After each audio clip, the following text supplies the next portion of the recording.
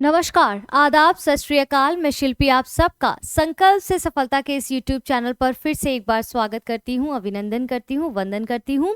और जैसा कि आप अपनी स्क्रीन पर देख रहे हैं कि आज हम यहाँ पर जो ई दृष्टि की बुक को हमने शुरू किया था कल से, कब से कब तक, मंडे टू सैटरडे हमने शाम को 5 बजे इसका समय निर्धारित किया है। तो उसके दौरान कल हमने राष्ट्रीय घटनाक्रम के पार्ट 1 को देख लिया था, जिसमें आज हम पार्ट 2 को देख रहे हैं। यानी कि आज का हमारा लेक्चर 2 यहाँ पर लेकर आया। इसका मतलब है लेक्चर 1 में क्या पढ़ाया मैंने, राष्ट्रीय घटनाक्रम के पार्ट 1 को पढ़ा दिया है। तो जिन लोगों ने वो पार्ट नहीं देखा है तो प्लीज जाके देखिए, अपने दोस्तों के साथ उसको शेयर करिए। चैनल को अब तक सब्सक्राइब नहीं किया तो प्लीज चैनल को सब्सक्राइब करिए, जिसका नाम है संकल्प से सफलता, और बेल आइकन दबाना बिल्कुल ना भूलें ताकि टाइमली नोटिफिकेशन मिलता रहे। इसी के साथ हम यहाँ पर जो सुबह 10 बजे मंडे टू सैटरडे मॉर्निंग में 10 AM आपकी एक क्लासेस आती हैं, जिसमें आई दृष्टि बेस्ड जो है कुछ MCQs आपको डेली कराए जाते हैं मंडे टू सैटरडे सुबह 10 बजे। कहाँ पर? संकल्प से सफलता के इस यूट्यूब चैनल पर। तो उसको जाके करिए, ये पहले पढ़िए, इसके बाद उसकी प्रैक्टिस करिए ताकि मिलजुल कर आप बेहतर तरीके से समझ पाएँ। यहाँ पर जो मैं पढ़ाती हूँ आपको, आई दृष्टि की जो बुक पढ़ा रही हूँ थोड़ा डिफरेंट तरीके से, क्योंकि उसमें बेसिक से लेके हर चीज़ को समझाया गया है। आप जब इस लेक्चर को या पार्ट 1 के लेक्चर को यानी कि लेक्चर 1 को जाके देखेंगे तो आप बेहतर तरीके से समझ पाएंगे। फिलहाल यहाँ पर आए हैं तो इस लेक्चर को देख कर जाएं और आप समझ पाएंगे कि कैसे इसको आप डिफरेंट तरीके से पढ़ाने की कोशिश की गई ताकि हर डायमेंशन आपका क्लियर हो सके। ठीक है, तो आप सबसे रिक्वेस्ट है, अगर आप नए हैं तो और संकल्प से सफलता के इस YouTube चैनल पर अभी अभी आए हैं तो आपका इस परिवार में बहुत बहुत स्वागत है। आपको अगर मेरे लेक्चर्स पसंद आते हैं, कंटेंट समझ आता है तो प्लीज़ चैनल को सब्सक्राइब करें और बेल आइकन दबाएं और अपने दोस्तों के साथ शेयर करें, वीडियोस को लाइक करें, कमेंट करना बिल्कुल ना भूलें, शेयर करें अपने सोशल मीडिया पर। और इसी के साथ ये मेरा टेलीग्राम ग्रुप है, इसको यहाँ पर फॉलो कर सकते हैं। सारे अपडेट्स इत्यादि आपको यहाँ पर मिल जाते हैं। मुझसे कॉन्टैक्ट करना है तो डायरेक्ट यहाँ पर आप मुझे कॉन्टैक्ट कर सकते हैं। ये मेरा टेलीग्राम ग्रुप है संकल्प से सफलता, इसको ज़रूर फॉलो करें। सारे PDF वीडियो के लिंक, दैनिक जागरण हो या राष्ट्रीय संस्करण हो या किसी भी प्रकार का जो वीडियो है वो सारे आपको यहाँ पर मिलेंगे जो मेरे द्वारा लेक्चर पढ़ाए गए हैं। इसी के साथ एक चीज़ और बता देना चाहती हूँ, रात को 8 बजे मंडे टू फ्राइडे रात को 8 बजे मैं लाइव आती हूँ। मैं खुद लाइव वहाँ पर पढ़ाती हूँ, जिसमें the Hindu, Indian Express, PIV, the Mint और इसके बाद ऑल इंडिया रेडियो या फिर और भी जितनी भी गवर्नमेंट की वेबसाइट्स हैं जो UPSC के सिलेबस के अकॉर्डिंगली इंपॉर्टेंट हैं, उन सबको वहाँ पर मैं कवर करती हूँ, उन सबसे कंटेंट लेकर आती हूँ ताकि आपको उसको स्टैटिक पोर्शन के साथ समझा सकूँ। वहीं हम UPSC के सिलेबस में जो 4 पेपर हैं, पेपर 1, 2, 3, 4 के साथ कनेक्ट करके वो हर टॉपिक को समझा के लिंक के साथ उसे कनेक्ट करती हूँ ताकि आप एक बेहतर परफॉर्मेंस के लिए रेडी हो सके। तो वो भिन्नता बाकियों से आपको यहाँ पर दिखाई देगी। तो एक बार ट्राई ज़रूर करिए, नहीं समझ आता है तो फिर आप चाहे तो आपकी मर्जी है क्या करना है क्या नहीं, लेकिन एक बार आके उसको देखिए ज़रूर, उस प्रोग्राम को जो रात को 8 बजे लाइव आता है। ठीक है, अब यहाँ पर हम आगे बात करें तो आगे बढ़ते हैं। तो अगर पहला पार्ट नहीं देखा है तो प्लीज़ जाके देख लीजिए ताकि कोई भी असुविधा या दुविधा ना आपको हो और चीज़ और बेहतर तरीके से समझ आए। ठीक है, यहाँ पर ये देखिए आपको जो है स्किल, कल हमने काफ़ी कुछ कवर किया है, आज हम स्किल इंडिया में यहाँ पर चीज़ों को कवर कर रहे हैं। स्किल इंडिया मिशन की जो है 10वीं वर्षगांठ मनाई गई है। अगर आप इसे ध्यान से देखेंगे तो 2015 में इसको लाया गया था। ठीक है, क्लियर दिख रहा है, स्पष्ट दिख रहा है, क्योंकि स्पष्ट नहीं दिखेगा तो कोई मतलब नहीं। देखिए 2015 जुलाई में इसको पहली बार जो है लाया गया था और इसको 10वीं वर्षगांठ क्यों, क्योंकि 2015 से अगर हम आप देखें तो 10 साल इसमें जुड़ गए हैं और 2025 में हम हैं तो 10 साल यहाँ पर इसकी 10वीं वर्षगांठ मनाई जा रही है। ठीक है, इसके बाद हम आगे चलते हैं इसमें, इसके बाद हम आगे बढ़ते हैं। दूसरी पिक्चर में जो है इसका सेकेंड पार्ट है आपका। ठीक है, यहाँ पर देखिए, थोड़ा सा जूम इन कर लें इसको तो और बेहतर समझ आएगा। ठीक है, इतना क्लियर है। मैं एक बार कैमरे में इसमें देख लेती हूँ, थोड़ा सा और कर लेती हूँ, है ना, थोड़ा सा और जूम इन करती हूँ। ठीक है, अभी स्पष्ट हो रहा है, हाँ चीज़ें समझ तो आ रही हैं, क्लियर हो रही है। ठीक है, मैं बस इस बार इसलिए चेक करती हूँ ना कि चीज़ें स्पष्ट हो रही हैं कि नहीं, पता चले मैं पढ़ा रही हूँ और आपको समझ में भी नहीं आ रहा है। ठीक है, स्पष्ट है, थोड़ा सा जूम इन कर लेती हूँ। ठीक है, अब इसमें आगे हम बढ़ते हैं तो इसको आगे समझते हैं। हाँ समझ आ रहा है, चलिए ठीक है, चलिए ठीक है। यहाँ पर देखिए, अब इसमें जो हम स्किल इंडिया का मिशन जो 10वीं वर्षगांठ है, इसमें मेन चीज़ों पे थोड़ा सा फोकस रखना है। जो इंपॉर्टेंट है बस उसको ही मैंने हाईलाइट किया, आपको उसको ही पढ़ना है, उसको ही समझना है। इसके अलावा ज़्यादा माथापच्चीसी अपनी नहीं करनी है, बेसिकली शुद्ध भाषा में बोले तो। अब जैसे यहाँ पर कुछ गवर्नमेंट के ज़रिए जो है इस क्षेत्र में कुछ योजनाएं लाई गई थी। उन योजनाओं की डेट और उनके थोड़े मकसद को देख लेते हैं। जैसे प्रधानमंत्री कौशल विकास योजना आप देखेंगे 15 जुलाई 2015 को आई थी, ठीक है। इसके बाद जन शिक्षण संस्थान आपका कब आया था, ये आपका देखेंगे कि करीब उसी दौरान में ये सारी योजनाएं देखने को मिली हैं। इसमें भी था कि जिसके तहत महिलाएं, SC ST OBC अल्पसंख्यक को फोकस में रखकर इस समुदाय के लिए जो है व्यावसायिक प्रशिक्षण देकर उनको आत्मनिर्भर बनाने की बात की थी। वहीं दीनदयाल उपाध्याय की अगर बात करें ग्रामीण कौशल योजना, तो 25 सितंबर 2014 को इसको लाया गया था। वहीं ग्रामीण स्वरोजगार एवं प्रशिक्षण संस्थान जो है ये जनवरी 2009 में इसको शुरू किया गया था। स्किल इंडिया डिजिटल हब के दौरान भी अगर हम देखें तो यहाँ पर थोड़ा सा जूम इन करते हैं, ठीक है। कौशल जो है ठीक है, कौशल डिजिटल हब इसको छोड़ देते हैं। ये देखिए PM विश्वकर्मा योजना जो है आपकी, PM विश्वकर्मा योजना, ठीक है। इसके अंतर्गत अगर आप देखेंगे, एक सेकेंड रुकिए, ये क्या हुआ है इसमें, एक सेकेंड रुक जाइए। ओके, नो इशू, हम इसको देख लेते हैं। 30, 35, 34, 31, 32, 30, 31 पे था हम लोग, है ना। देखिए ये टेक्निकल चीज़ें ना कभी कभी आपको बड़ा परेशान कर देती हैं। जैसे PM विश्वकर्मा योजना अगर आप अपनी स्क्रीन पर देख पा रहे हैं तो यहाँ पर क्लियर हो रहा है PM विश्वकर्मा योजना। तो ये 17 सितंबर 2023 को शुरू की गई थी। इसके अंतर्गत क्या है कि 18 व्यवसायों को के जो कारीगर हैं उनको और शिल्पकारों को संपूर्ण सहायता प्रदान करना है, ठीक है। अगला टॉपिक आपका यहाँ पर क्या है, आज का अपना अगला टॉपिक है NHAI, ठीक है। इसकी सस्टेनेबिलिटी जो रिपोर्ट है 2023-24 के बारे में बात करेंगे।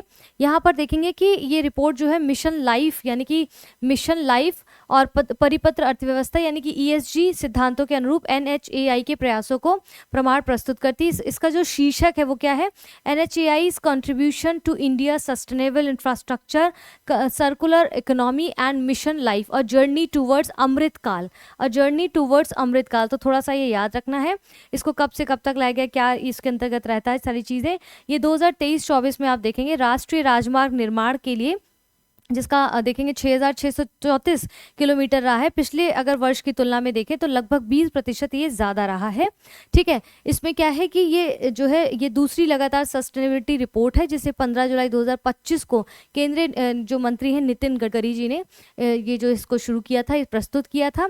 और निर्माण की अगर बात करें तो वृद्धि के बावजूद भी GHG उत्सर्जन तीव्रता, जो ग्रीन हाउस गैसें हैं उनके उत्सर्जन तीव्रता 1.0 से घटकर 0.8%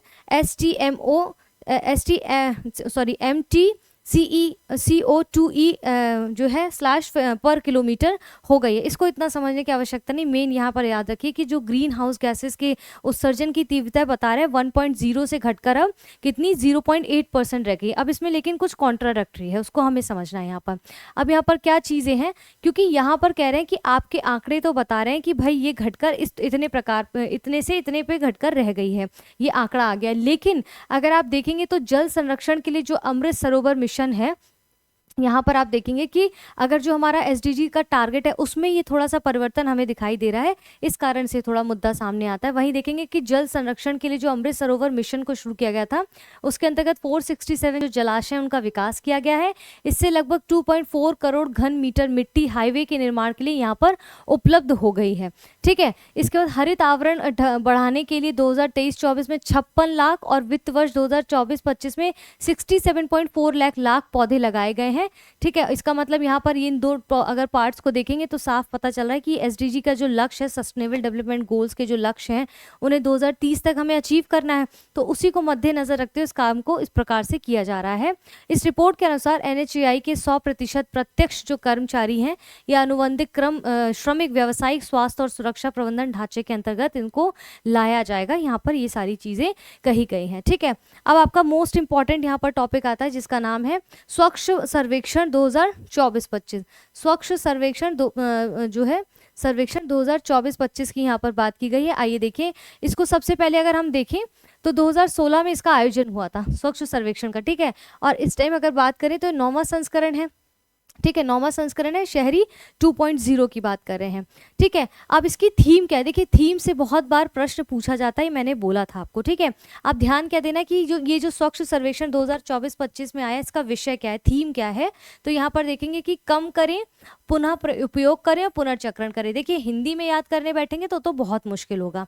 ठीक है, तो आपको क्या करना है, इसको RRR, मूवी का नाम था ना RRR, उसके बेसिस पे मैंने इसको बनाने की कोशिश की है। RRR के नाम से याद रखिए कि स्वच्छ सर्वेक्षण 2024-25 की थीम है RRR, यानी कि रिड्यूस, रीयूज और रिसाइकिल। मतलब कम करो, रिड्यूस मतलब कम करो, रीयूज मतलब फिर से उसका इस्तेमाल करो, और फिर पुनर्चक्रण यानी कि रिसाइकिल करो, चीज़ों को रिसाइकिल इस्तेमाल करो। ठीक है, तो यहाँ पर ये कह रहे हैं कि ये स्वच्छ सर्वेक्षण 2024-25 में स्वच्छता में असाधारण प्रदर्शन करने वाले शहरों को मान्यता देने और उनकी रैंकिंग के लिए एक विशेष श्रेणी यानी कि सुपर स्वच्छ लीग, इसके अंतर्गत एक नई श्रेणी को इसमें लॉन्च किया गया जिसका नाम है सुपर स्वच्छ लीग।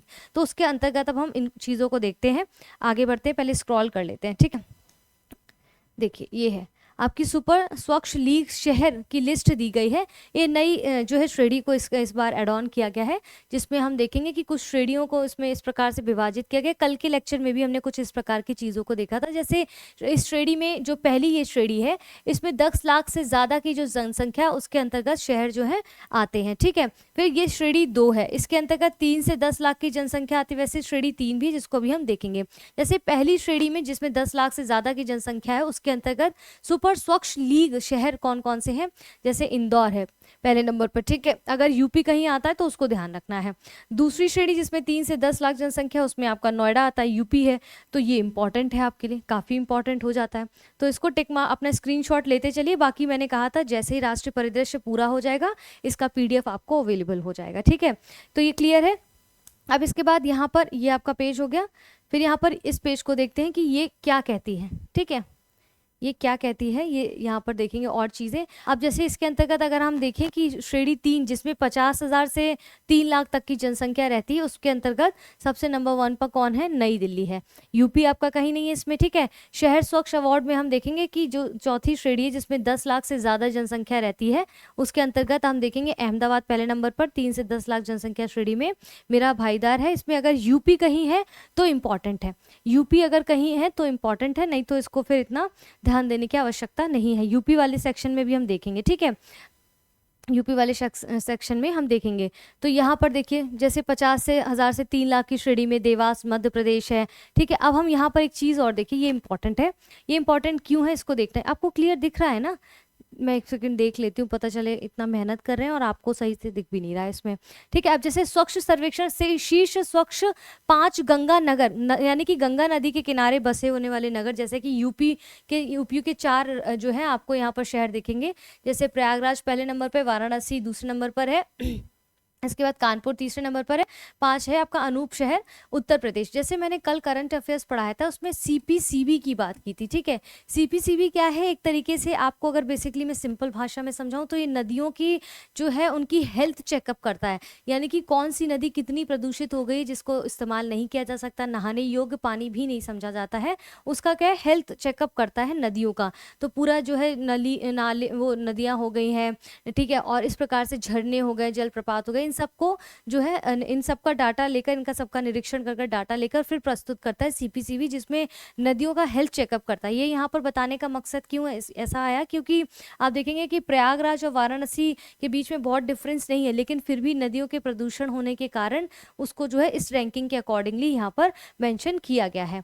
ठीक है, यहाँ पर मेंशन किया गया है। अब देखिए यहाँ पर शीर्ष 5 सबसे स्वच्छ छावनी परिषदों की संख्या देखा जाए तो सिकंदराबाद कैंट जो कि तेलंगाना में, नॉट वेरी मच इंपॉर्टेंट। इसके बाद यहाँ पर यूपी का नाम देखिए कहीं अगर आया है, नहीं आया ना, यहाँ पर यूपी की अगर उसमें देखा जाए, हाँ वो तो हमने कर ही लिया ना गंगा किनारे वाला, तो हाँ ठीक है। तो इसमें अहमदाबाद कैंट है। इसके बाद यहाँ पर यूपी की बात कहाँ पर अगर हो रही है तो देख सकते हैं, नहीं भी हो रही तो देख लीजिए। स्वच्छ सर्वेक्षण 2024-25 में ग्रेटर विशाखापट्टनम नगर निगम जबलपुर और गोरखपुर को सफाई कर्मचारियों को सुरक्षा गरिमा प्रदान करने के लिए जो है सर्वश्रेष्ठ सफाई मित्र सुरक्षित शहर घोषित किया गया है। किसको?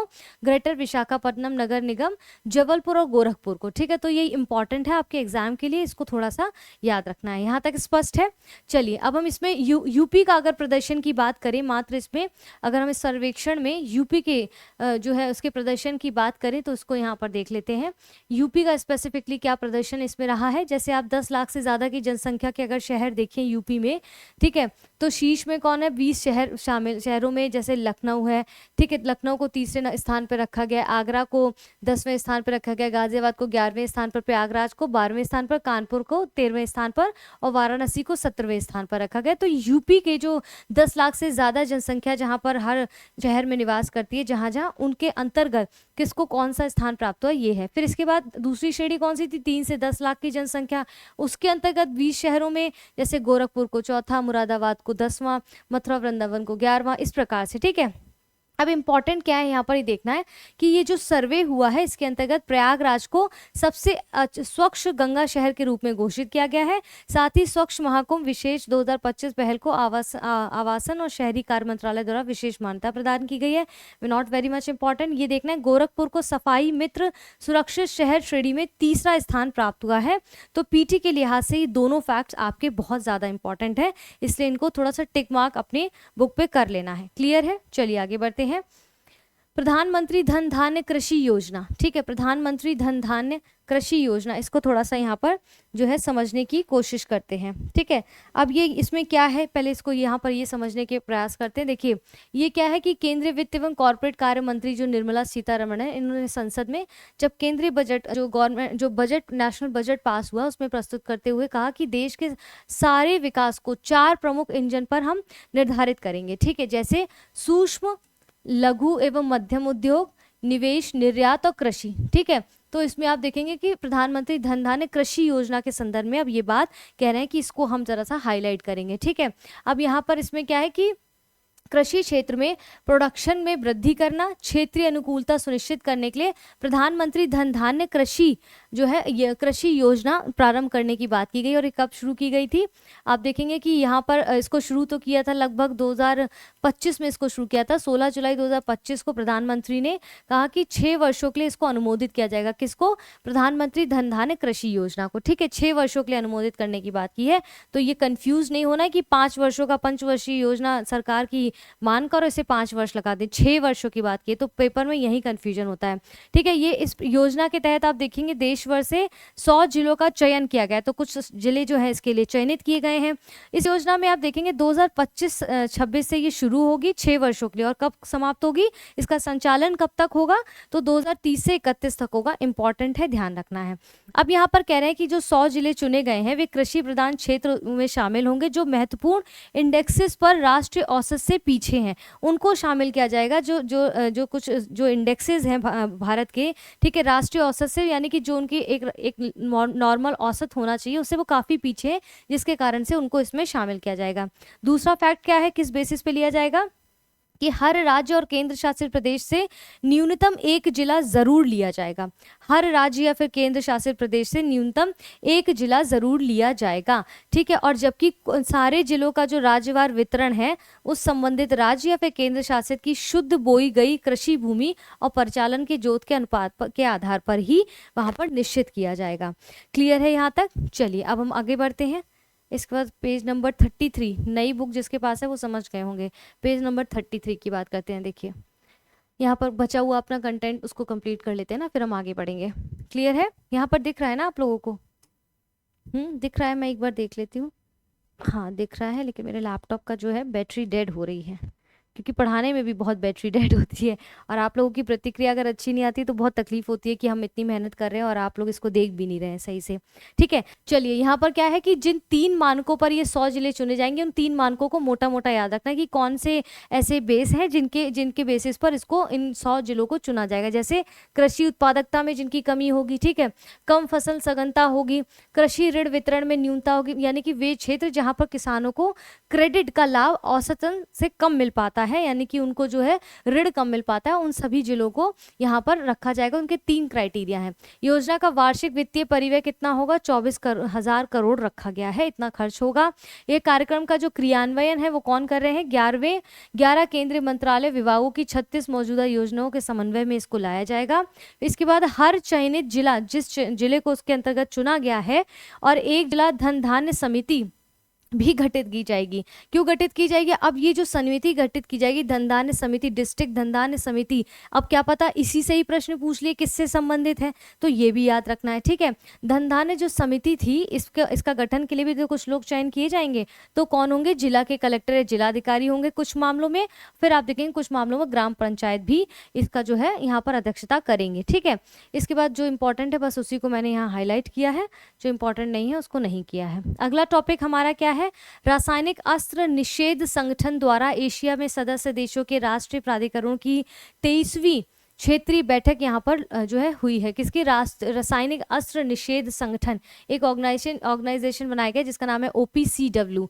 ठीक है, तो ये क्या है कि रासायनिक अस्त्र कन्वेंशन के तहत इसको लाया गया है और 13 जनवरी 1993 में इस पे MOU पर हस्ताक्षर हुए थे, इसको खोला गया था और प्रभावी कब हुआ था? लाया गया था 1993 में, लेकिन 1997 से ये प्रभाव में आया था। ठीक है, अमली जामा पे लाया गया था। इसका अगर मुख्यालय देखें तो द हेग नीदरलैंड में है। इस संगठन को रासायनिक अस्त्रों को समाप्त करने में अपने व्यापक प्रयासों के लिए वर्ष 2023 में नोबेल शांति पुरस्कार भी दिया गया था। ठीक है, यहाँ तक इतना समझ आ गया। चलिए आगे देखते हैं इसमें और क्या इंपॉर्टेंट है, इस तरफ से देखते हैं। ठीक है, अब यहाँ पर कह रहे हैं कि भारतीय रासायनिक अस्त्र का जो मूल जो हस्ताक्षर करता है वो भारत है, यानी कि जब इसका संगठन हुआ था 1993 में, आप देखेंगे जब ये आया था तो इस पे हस्ताक्षर किया था, तो भारत भी उस वक्त शामिल था। तो अगर हम बोलें कि जो है इसका मूल हस्ताक्षरकर्ता भारत भी रहा है तो करेक्ट करना है, गलत नहीं करना है।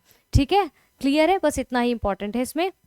इसके बाद कल भी हमने कुछ खेल से संबंधित कुछ चीज़ें पढ़ाई थी, आज इसके तो थोड़ी सी पॉलिसी को यहाँ पर समझ लेते हैं। जैसे यहाँ पर नई दिशा देने के उद्देश्य से ऐसी पॉलिसी लाई गई है 2025 खेल भारत नीति, जिसके अंतर्गत देखेंगे खेल परिदृश्य को बदलने के लिए कुछ 5 पिलर्स निर्धारित किए गए हैं कि कैसे खेल के परिदृश्य को बदलने के लिए चीज़ें कैसे बेहतर की जा सकती। जैसे वैश्विक मंच पर उत्कृष्टता, आर्थिक विकास के लिए खेल, सामाजिक विकास के लिए खेल, जन आंदोलन के रूप में खेल, शिक्षा के साथ एकीकरण के खेल।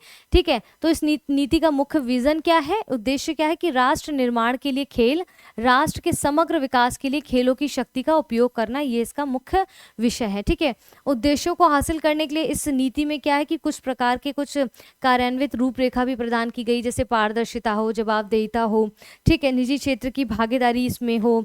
इसके बाद प्रौद्योगिकी एवं नवाचार यानी कि AI हो गया या एनालिटिक्स जो उपयोग प्रशिक्षण है, उन सबको भी इसके अंतर्गत शामिल किया जाए ताकि थोड़ा सा और इम्प्रूवमेंट हो सके और बेहतरी की जा सके खेलों में। राष्ट्रीय मॉनिटरिंग फ्रेमवर्क की बात करते हैं, राज्यों के लिए आदर्श खेल नीति की बात करते हैं, समग्र सरकारी दृष्टिकोण यानी कि खेल प्रोत्साहन को सभी मंत्रालय जो हैं, विभाग हैं, उनकी योजनाओं कार्यक्रम की मुख्य धारा से उसको जोड़ने की बात कहें ताकि उसमें और बेहतरी की जा सके, ताकि पूरे सरकारी तंत्र से जो है खेल को विकास पर बल मिले, यानी कि खेल का जो है और डेवलपमेंट हो और सभी लोगों का इसमें सहयोग उनको मिले। ठीक है, यहाँ पर ये कहने का प्रयास किया जा रहा है। क्लियर है। इसके बाद अगला है आपका डिजिटल इंडिया मिशन के 10 वर्ष पूरे हुए हैं। तो अभी हमने देखा 10 वर्ष पूरे हुए क्योंकि 2015 में डिजिटल इंडिया को जो है लाया गया था और इसमें प्रधानमंत्री ने कहा था कि भारत को डिजिटलीकरण से यानी कि डिजिटलाइजेशन के रूप में सशक्त समाज और ज्ञान आधारित अर्थव्यवस्था में बदलने के दृष्टिकोण से प्रारंभ किया था। इसके लिए देखेंगे कई सारे ऐप्स को भी ऐसे लॉन्च किया गया था, हम सब जानते हैं। ठीक है, उसी को मद्देनजर रखते हुए यहाँ पर कह रहा है कि 10 वर्ष पूरे हुए। क्यों? क्योंकि 2015 में शुरू किया गया प्लस 10 ईयर अब हो गए हैं तो 2025 आ गया है। ठीक है, तो अब यहाँ पर 10 वर्ष पूरे इसके हो चुके हैं। क्लियर है। चलिए अब हम आगे देखते हैं इसको। हाँ, इसको आगे देखते हैं, जो हम अभी टॉपिक देख रहे थे उसी को कंटिन्यू करते हैं यहाँ पर। ठीक है, उसी को कंटिन्यू करते हैं। जैसे कि 1 जुलाई 2025 को डिजिटल इंडिया मिशन की 10वीं वर्षगांठ हुई, अभी हमने इसको समझा। अब इसका आदर्श जो वाक्य है, जो आदर्श टॉपिक है, जो थीम है वो क्या है कि पावर टू एम्पावर। ठीक है, यहाँ पर ध्यान दीजिए, जहाँ पर मैंने स्टार बनाया है, यहाँ पर भारतीय अंतर्राष्ट्रीय आर्थिक संबंध अनुसंधान परिषद यानी कि ICRER ने क्या कहा है कि भारत की डिजिटल अर्थव्यवस्था की स्थिति रिपोर्ट 2024 में प्रस्तुत की है, जिसमें एट प्रेजेंट हम देखें तो भारत और अब अर्थव्यवस्था के डिजिटलीकरण के संदर्भ में G20 देशों में तीसरे स्थान पर है। ठीक है, G20 की कॉन्टेक्स्ट में देखें तो ये अब भारत इस कंडीशन में यानी कि डिजिटल इंडिया की जब बात करते हैं तो इसमें तीसरे स्थान पर है। ठीक है, इसके बाद इसमें अगर डिजिटल इंडिया के संदर्भ में देखें तो 2022-23 में इसका हमारी नेशनल इनकम में क्या रोल था, तो इसने 11.74% की जो है हिस्सा रहा है। अगर 2024-25 में में देखें तो 13.42% का तक पहुंचने का अनुमान लगाया गया है। ये बहुत इंपॉर्टेंट आंकड़े, इसको मिस नहीं करना है, प्रश्न यहीं से बनेगा, ठीक है। इसके बाद डिजिटल इंडिया के अंतर्गत कुछ क्षेत्र और सेवाएं हैं, जैसे कि दूर संचार और इंटरनेट और ब्रॉडबैंड, जिसमें देखेंगे टेलीफोन का कितना जो है आंकड़ा देखा गया है कि अप्रैल कब से कब तक कितना बढ़ा है या घटा है, उसमें भारत में योगदान उसका क्या हुआ है, ठीक है। तो यहाँ पर सारी चीज़ों को, उनकी सेवाओं को इस तरह से हम देखेंगे। तो जो इंपॉर्टेंट है उस पर मैंने ऑलरेडी टिक लगाया, जैसे कि टेलीफोन कनेक्शन हम देखेंगे तो 2025 में 120 करोड़ से ज़्यादा हो गए, जो कि 2014 में 93.3 करोड़ थे, ठीक है। इस दौरान आप देखेंगे जो समग्र टेली जो घनत्व है वो 2024 में 84.49% हो गया है।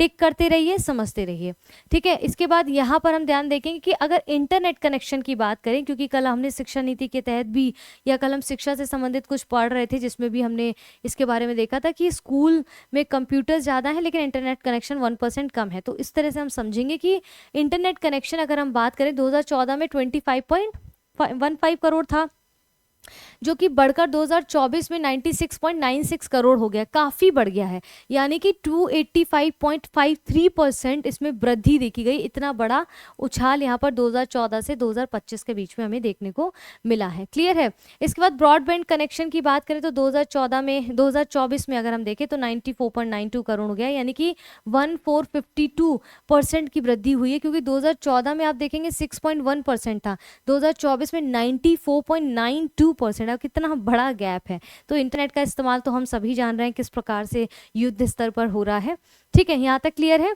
चलिए इसके बाद यहाँ पर थोड़ा सा और देख लेते हैं।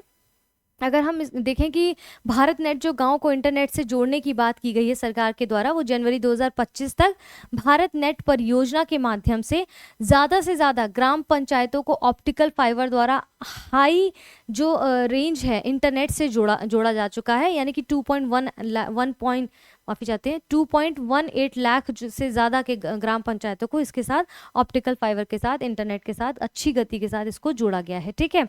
और अब तक अगर हम देखें तो देश में 6.92 lakh kilometre optical fibre cable बिछाई गई है, जिससे दूर दराज के जो गांव हैं जहां पर ब्रॉडबैंड इंटरनेट की कमी थी उससे उसको कनेक्ट किया गया है। साथ ही कॉमन सर्विस सेंटर CSC के नेटवर्क का विस्तार भी हुआ है। जुलाई 2025 में अगर उसका आंकड़ा देखें तो देश में 5.8 लाख से भी ज़्यादा, कितना 5.8 लाख से भी ज़्यादा हम देखते हैं कि यहाँ पर इस केंद्र संचालित हुए हैं, जिनमें से कुछ इतने से ग्रामीण क्षेत्र शामिल हैं, ठीक है। इंडिया AI मिशन की अगर हम बात करें तो यद्यपि इंडिया AI मिशन को जो है 2024 में मंजूरी प्रदान की गई थी। डेट याद रखिएगा, डेट से बहुत बार प्रश्न पूछ लेता है डायरेक्ट स्टेटमेंट पे, ठीक है। AI क्या है कि AI मिशन का लक्ष्य जो है 5 वर्षों में 10 करोड़, कितना 10,371.92 करोड़ के बजट के साथ एक समावेशी AI इकोसिस्टम का निर्माण करना है। स्पष्ट है। अब यहाँ पर एक चीज़ें हमें थोड़ी सी ध्यान रखनी है। डिजिटल इंडिया की कुछ प्रमुख उपलब्धियां हैं जिनको थोड़ा सा आप यहाँ पर देख सकते हैं। जो इंपॉर्टेंट है उसको थोड़ा सा, इंपॉर्टेंट तो देखिए सभी कुछ है इसमें, तो आप इसको जब अपनी बुक में पढ़िएगा तो ध्यान से एक बार रीड आउट कर लेना है ताकि कुछ आ जाए तो मिस ना हो आपसे, ठीक है। तो थोड़ा सा ध्यान रखना है। बाकी मैं यहाँ पर 2024 की अगर बात करूँ तो ग्लोबल इंडिया AI शिखर सम्मेलन की मेजबानी भारत के द्वारा की गई है, तो ये इंपॉर्टेंट है, ठीक है। बस इसमें जितना इंपॉर्टेंट था उसको मैंने टिक मार्क करके पढ़ा दिया, इससे ज़्यादा पढ़ने की आवश्यकता नहीं है। यहाँ पर थोड़ा सा एक रीड आउट जिसको मैं बोल रही हूँ वो रीड आउट कर लेना है, बाकी जिस पे हाईलाइट किया बस वही इंपॉर्टेंट है। और ऑलरेडी PDF वगैरह जो आपको मिलेगी उसमें भी सारा कंटेंट जो है हाईलाइटेड है, तो परेशान नहीं होना, ठीक है। स्मार्ट सिटी और अमृत मिशन के 10 वर्ष पूरे हो गए। देखिए अधिकतर चीज़ों के 10 वर्ष अब दिखाई दे रहे हैं पूरे होते हुए, ठीक है। ये अमृत मिशन यानी कि अटल कायाकल्प और शहरी परिवर्तन मिशन को शुभारंभ किया गया था। कब किया गया था? 2015 में। क्यों? स्मार्ट सिटीज मिशन की बात यहाँ पर की गई थी, ठीक है। तो 2015 में लाया गया था, इसलिए अगर 2025 में देखें तो ये 10 वर्ष पूरे हो गए। तो स्मार्ट सिटीज मिशन जो है 100 चयनित शहरों में स्मार्ट और टिकाऊ समाधान के माध्यम से नागरिकों के जीवन स्तर को ऊंचा उठाने का कार्यक्रम यहाँ पर किया गया है, ठीक है। आप यहाँ पर कह रहे हैं कि भैया जो है यहाँ पर जो बात कर रहे हैं कि 9 मई 2025 तक 7,555 परियोजनाएं पूरी हो चुकी हैं जो सरकार यहाँ की जनता के लिए लेकर आई है, जिसमें से 8,667 परियोजनाओं का 94% तो हम पूरा कर चुके हैं। मतलब यहाँ पर आप देखेंगे इसकी कुल लागत कुल इतने प्रकार से है, ठीक है। तो यहाँ पर अमृत मिशन के 10 वर्ष पूरे हो गए, जिसके बारे में सरकार ने क्या क्या काम किया है उसको यहाँ पर इस प्रकार से बताने का प्रयास कर रहे हैं, ठीक है। पेज नंबर 35 पे चलते हैं। अब यहाँ पर कुछ चीज़ें हैं जिसको हमें यहाँ पर समझना है, ठीक है। वो क्या है, जैसे कि शेष 6% जो परियोजनाएं हैं, ठीक है, वो तो सारी चीज़ें हैं ही। जो 6% परियोजनाएं, 9% यहाँ पर बता रहे हैं कि 94% हमने जो 94%, हाँ, हमने जो है इसको अचीव कर लिया इन परियोजनाओं को लागू करके। 6% जो परियोजना है वो पूर्णतः अभी अंतिम चरण में है, इसलिए उसके बारे में गवर्नमेंट ने नहीं बताया है। इसके बाद इसकी शुरुआत अगर हम देखें जून 2015 से हुई है, ठीक है। अमृत मिशन अगर देखें तो इसके बारे में इसका पूरा नाम इंपॉर्टेंट हो जाता है एग्जाम के प्रीलिम्स के पॉइंट ऑफ व्यू से। जैसे आपका क्या नाम है, Atal Mission for Rejuvenation and Urban Transformation, AMRUT जिसका नाम है। इंपॉर्टेंट क्या है कि ये भारत का पहला ऐसा जल केंद्रित राष्ट्रीय शहर मिशन है जिसका उद्देश्य क्या है कि 500 शहरों में पेयजल आपूर्ति। ध्यान रखिएगा किन किन चीज़ों की ये बात करता है। 500 शहरों में पेयजल आपूर्ति, सीवरेज नेटवर्क, वर्षा जल निकासी जैसे बुनियादी सेवाओं यानी कि बेसिक सर्विसेज की उपलब्धता सुनिश्चित करेगा। कौन? अमृत, ठीक है। इस मिशन में पहले से प्रारंभिक रूप से 500 चयनित शहर शामिल थे। बाद में नगर पालिकाओं के विलय के कारण वास्तविक संख्या 485 यहाँ पर हो गई है। कितनी? 485 यहाँ पर हो गई है। स्पष्ट हो गया है, ठीक है। इसके बाद हम आगे बढ़ते हैं। यहाँ पर मिशन के कुछ लक्ष्य निर्धारित किए गए हैं। अब भाई किन किन लक्ष्यों की बात कर रहे हैं, खैर ये इतना इंपॉर्टेंट नहीं है, उसको मैंने कट भी कर दिया है। इसको नीचे देखते हैं। जैसे अमृत और जब अमृत मिशन ये जो आया 1, फिर इसके बाद 2.0 लेकर आए, तो उसमें क्या डिफरेंस है सारी चीज़ों को बता रहे हैं। जैसे फिर 2021 अक्टूबर में अमृत 2.0 मिशन प्रारंभ किया गया। अब इसके अंतर्गत क्या हुआ कि अमृत और अमृत 2.0 मिशन के तहत पिछले 10 वर्षों में क्या हुआ है कि 2.03 करोड़ घरों को नल के जल उपलब्धता कराई गई है, ठीक है। हर घर नल की बात की गई है। फिर इसके बाद 1.5 करोड़ सीवर कनेक्शन कराए गए, 99 लाख एलईडी स्ट्रीट लाइट लगवाई गई है। तो इंपॉर्टेंट डाटा है, याद रखना है। आवास एवं शहरी कार्य मंत्रालय द्वारा अमृत 2.0 के अंतर्गत जल ही अमृत पहल की शुरुआत भी की गई है। तो हो सकता है आपसे पूछ रहे कि जल ही अमृत पहल की शुरुआत जो है, पहल कब शुरू की गई है? तो अमृत मिशन 2.0 के अंतर्गत की गई है। क्लियर है? चलिए आगे बढ़ते हैं। अब इसमें भारत के जो निर्वाचन आयोग है उसके द्वारा बिहार में निर्वाचक नामावलियों का विशेष गहन परीक्षण है कि SIR यहाँ पर बात कर रहे हैं। अब हमारे लिए क्या इंपॉर्टेंट है? हमारे लिए ये इंपॉर्टेंट हो जाता है। यहाँ पर एक तो पता चल गया है कि बिहार के लिए विशेष गहन पुनरीक्षण किया गया है। अब यहाँ पर मैंने कुछ चीज़ों का टिक किया है क्योंकि हमारे लिए भारत के निर्वाचन आयोग जो है वो बहुत इंपॉर्टेंट आता है। किस आर्टिकल के तहत है? तो इसमें कह रहे हैं जो भारत का संविधान है वो आर्टिकल 324 के अंतर्गत निर्वाचन आयोग के चुनाव का पूरी बात करता है। यानी कि ये कहता है निर्वाचन आयोग के पास क्या पावर है, ये बता रहा है अपने बारे में कि लोक प्रतिनिधित्व अधिनियम 1950 की धारा 21 के सब क्लॉज 3 के अनुसार निर्वाचन आयोग किसी भी निर्वाचन क्षेत्र या फिर निर्वाचन क्षेत्र के भाग के लिए निर्वाचक नामावली के विशेष पुनरीक्षण के लिए किसी भी समय निर्देश दे सकता है। उसके पास ये पावर है, उसकी ये राइट डेफिनेशन है। किसके अंतर्गत है? यहाँ पर देख लीजिए किस आर्टिकल के अंतर्गत निर्वाचन आयोग की बात की गई है। आर्टिकल 324 के अंतर्गत। इंपॉर्टेंट है, याद रखना है।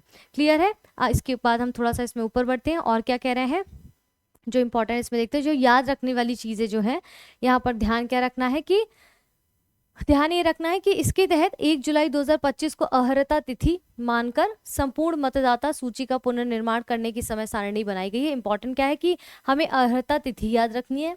इसके बाद हमें अंतिम मतदाता सूची प्रकाशित की जाएगी, वो याद रखना है। ये 2 फैक्ट्स हमारे लिए इसके अंतर्गत इंपॉर्टेंट है। ठीक है, यहाँ तक समझ आ गया है और इसमें कुछ खास हमारे लिए नहीं है, तो इतना ही ज़रूरी है। ठीक है, 34 पर थे ना हम? 35 किस पर थे बेटा?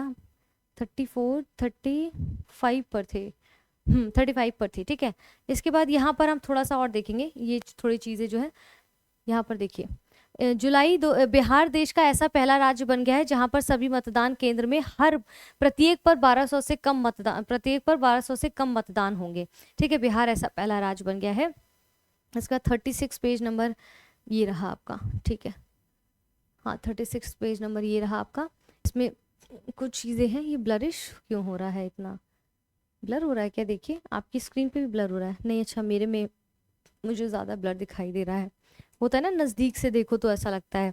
इसके बाद आप देखेंगे 10 जुलाई 2025 को सुप्रीम कोर्ट ने भारत के निर्वाचन आयोग से आधार कार्ड, ठीक है, वोटर आईडी, राशन कार्ड को वैध दस्तावेजों के रूप में शामिल करने पर विचार करने को कहा है कि आप इसको भी शामिल करिए। जबकि 12वां दस्तावेज अगर हम देखें तो कौन सा है, पहचान प्रमाण पत्र माना जाएगा, लेकिन ये नागरिक प्रमाण पत्र नहीं होगा। यानी कि आधार को इन्होंने, अभी हमने देखा था 11वां दस्तावेज जब दिया था तो उसके अंतर्गत इन चीज़ों को शामिल करने की बात की गई, लेकिन जब 12वां दस्तावेज आया तो उसमें उन्होंने कहा कि आधार को पहचान प्रमाण नहीं माना जाएगा क्योंकि ये नागरिकता प्रमाण नहीं होगा। भाई आजकल तो आधार कार्ड की स्थिति का तो आपको भी पता है क्या स्थिति, तो उसको नागरिकता का प्रमाण नहीं माना जाएगा बेसिकली। ठीक है, इसमें बस थोड़ा सा देख लेना है कि जो बिहार एसआईआर के मुख्य तथ्य हैं, जैसे अर्हता तिथि 1 जुलाई 2025 थी, अभी मैंने ऊपर बताया ही था आपको। इसके बाद अंतिम प्रकाशन 30 सितंबर 2025 को होगा, बस यहाँ पर ये इंपॉर्टेंट है। आइए नेक्स्ट टॉपिक हमारा है international big cat alliance IBCA। इसको मैंने अपनी लाइव क्लासेस जो रात को 8 बजे लेती हूँ उसमें भी पढ़ाया हुआ है। पहला टॉपिक मेरा जब शुरू किया था यही था। ठीक है, तो अब ये क्या है कि इसमें देखिए बेसिकली मैं आपको बता देती हूँ, विश्व की 7 प्रमुख बिल्लियाँ हैं। ठीक है, जिसमें कौन कौन सी वो थोड़ा देखना है आपको, जैसे बाघ, शेर, तेंदुआ, हिम तेंदुआ, चीता, जगुआर और प्यूमा। भारत में 5 प्रकार की प्रजातियां पाई जाती हैं, बाघ, शेर, तेंदुआ, हिम तेंदुआ और चीता। जबकि जगुआर और प्यूमा भारत में नहीं पाई जाती हैं, वो अन्य देशों में पाई जाती है जैसे अमेरिका वगैरह। ठीक है, तो इन्होंने क्या किया, प्रधानमंत्री मोदी ने क्या किया कि जब 2023 में ये मैसूर कर्नाटक में जब गए वहां पर 50वीं प्रोजेक्ट टाइगर के समारोह पर, उस दौरान इन्होंने अनाउंसमेंट किया कि भाई शेरों को बचाने के लिए कुछ और भी इनिशिएट लेने चाहिए जैसे कि IBCA। ठीक है, तो इसके तहत बड़े बिल्लियों वाले देशों को एक मंच पर लाकर शिकार और अवैध वन्यजीव व्यापार पर चुनौती से के सामूहिक रूप से निपटने की यहाँ पर बात की, उनके कंजर्वेशन की बात की। तो 2019 में जो है अंतर्राष्ट्रीय बिग कैट अलायंस को शुरू किया गया था। इसकी स्थापना भारत सरकार द्वारा नोडल संगठन यानी कि राष्ट्रीय बाघ संरक्षण प्राधिकरण NTCA, पर्यावरण एवं वन जलवायु परिवर्तन मंत्रालय के माध्यम से 12 मार्च 2024 के आदेश के तहत इसको शुरू किया गया था। ठीक है, इंपॉर्टेंट क्या था वो मैं बता चुकी हूँ आपको ऊपर। इसके बाद इसमें कुछ चीजें हैं तो उसको थोड़ा सा देख लीजिए। अब इसमें 7 प्रकार की बिल्लियां जो है हमने बता दिया है, भारत में 5 प्रकार की है वो भी बता दिया है। 16 जून 2025 को IBCA की प्रथम बैठक नई दिल्ली में आयोजित हुई है और इस बैठक में 9 देशों के मंत्री स्तरीय प्रतिनिधिमंडलों ने भाग लिया है।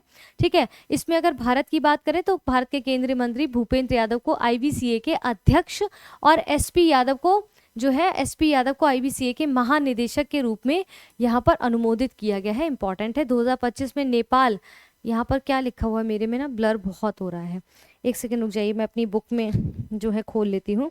इसमें अगस्त 2025 में नेपाल आधिकारिक रूप से IBCA में शामिल हुआ है। इंटरनेशनल बिग कैट अलायंस में नेपाल भी आधिकारिक रूप से इसमें शामिल हो गया है। ठीक है, इसके बाद यहाँ पर हम दूसरा और टॉपिक देखते हैं, एक अपना अगले टॉपिक पर आते हैं। देखिए अगर आपके पास है बुक तो आप इसके साथ पढ़ते रहिए तो और बेहतर समझ पाएंगे, नहीं है तो सुन लीजिए इसको, फिर बाद में अपना बुक के साथ जब पढ़ें तो उसको साथ कनेक्ट करने की कोशिश करें। देखिए आज मैंने जब एक सुबह जो है आपका वीडियो बनाया था जिसमें मैंने जो है आपको पढ़ाया है, MCQs पढ़ाए हैं, तो आप उसमें देखेंगे कि हिमाचल प्रदेश में शब्द बोलना भूल गई क्योंकि पहली बुक में जो है इसके अंतर्गत जो पूर्ण कार्यात्मक साक्षरता है यानी कि फंक्शनल लिटरेसी जो है उसके अंतर्गत कौन कौन से राज्य शामिल किए गए हैं, उसमें अब हिमाचल प्रदेश भी किया गया। जो बुक रिवाइज होकर आई ना उसमें हिमाचल प्रदेश को भी मैंशन किया है।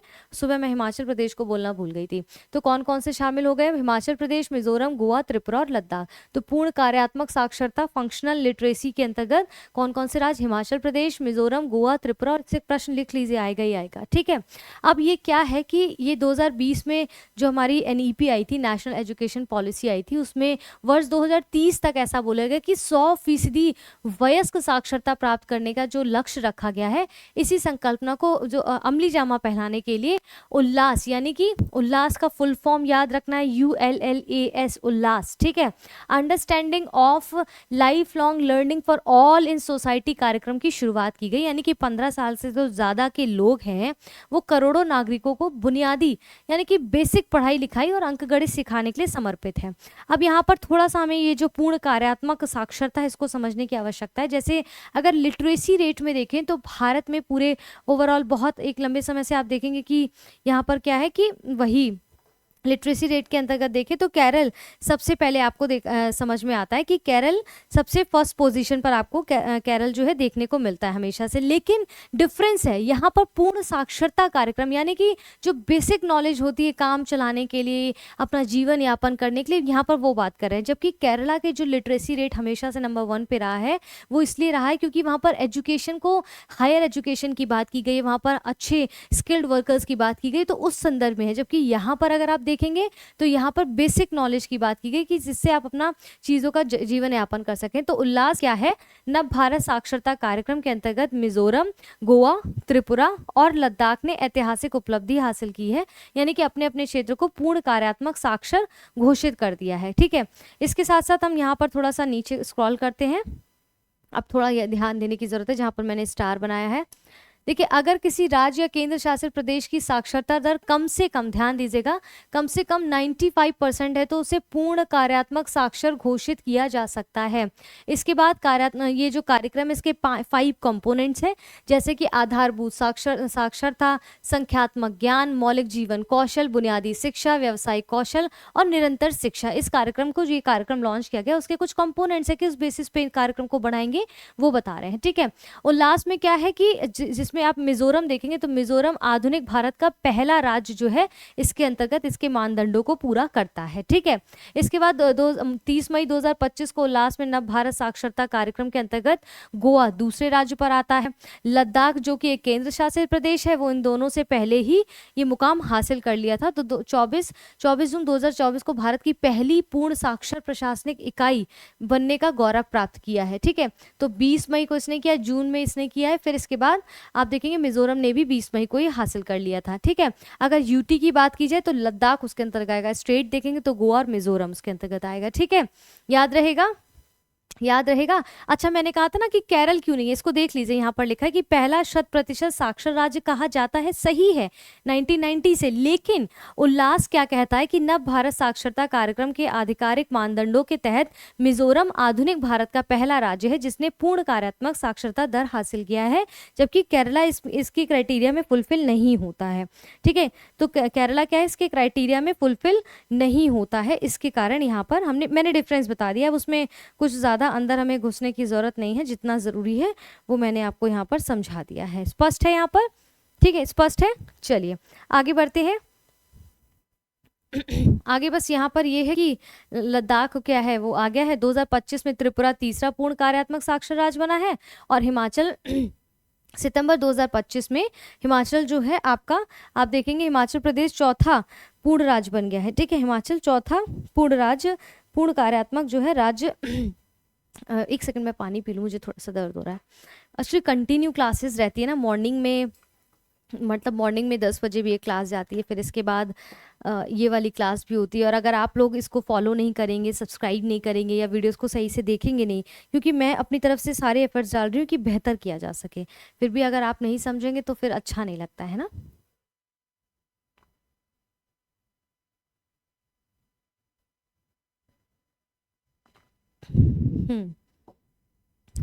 एनर्जी बनी रहनी चाहिए। ठीक है, तो ये इस तरीके से हमने देखा कौन सा राज्य जो है कौन सी कैटेगरी इत्यादि में है। 36 पेज नंबर हो गया, अब 37 पेज नंबर पर चलते हैं। ठीक है, अब 37 पेज नंबर कौन सा होगा, मैं अपनी बुक में भी देख लेती हूँ। संविधान हत्या दिवस, आई थिंक ये मैंने ऑलरेडी उसमें दिया हुआ है शायद पीपीटी में। देख लेते हैं 13 नंबर, यस इधर से देखते हैं। मैं कौन सा पेज नंबर बताई थी, 36 राइट, 36 बता रही थी।